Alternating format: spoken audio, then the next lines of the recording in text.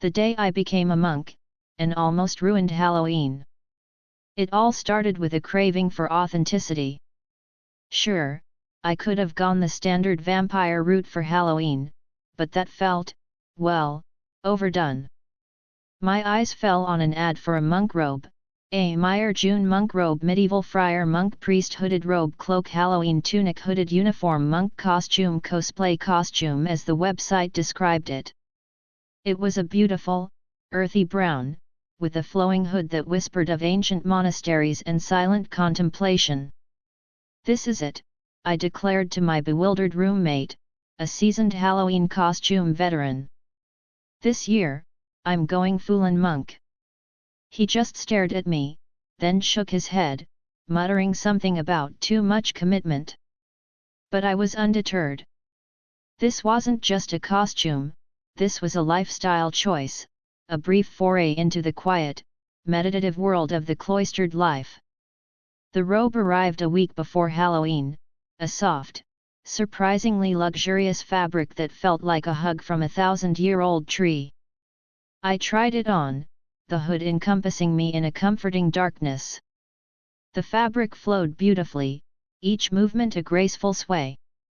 I felt a strange serenity wash over me, a sense of peace I hadn't felt in ages. This wasn't just a costume, it was a revelation.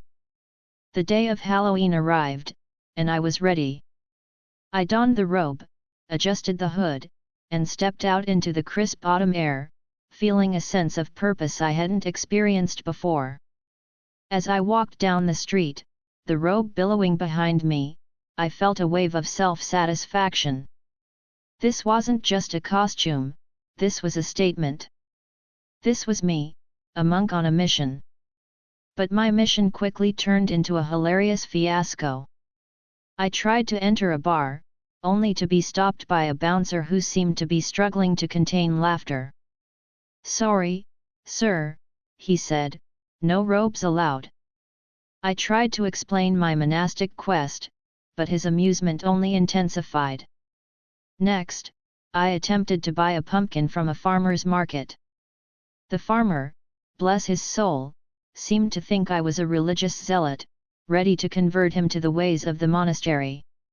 He offered me a free pumpkin and a pamphlet on organic farming. And then there was the issue of the hood. The wind caught it at every turn, transforming me into a flailing, hooded scarecrow. I looked ridiculous, a walking parody of the austere, contemplative monk. By the end of the night, I was a disheveled, exhausted mess. The robe, once a symbol of tranquility, felt like a heavy cloak of self-consciousness.